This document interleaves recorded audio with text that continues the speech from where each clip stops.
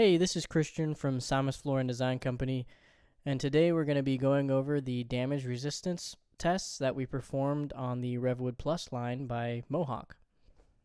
We used common household items that pose the biggest threat to our floors. We took 3 different types of chairs and dragged them across the floor multiple times. The floor did more damage to the chairs. We then took a stainless steel pot and dropped it from about 3 feet high.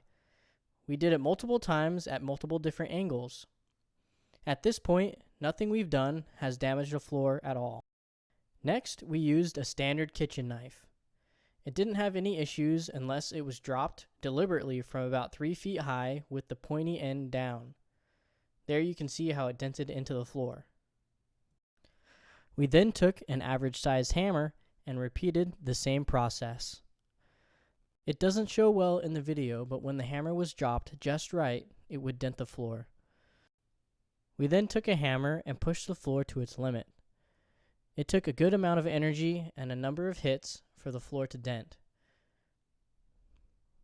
We also tried using the back end. The biggest issue from the hammer was if the floor was hit with the corner of the hammerhead or the back of the hammerhead. The last thing we did was test the floor's ability to handle scrapes and scuffs. We used a standard Scotch pad and scraped the floor many times. The floor itself didn't show any signs of wear and tear.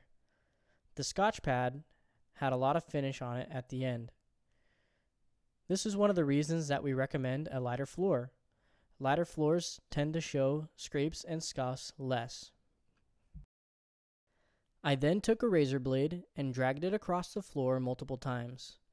It didn't pose a threat until I applied a little bit of pressure.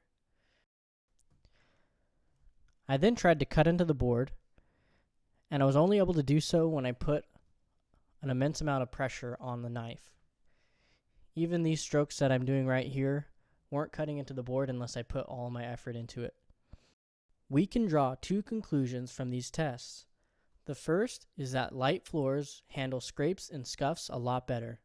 The second is that this floor is plenty capable of handling highly active families.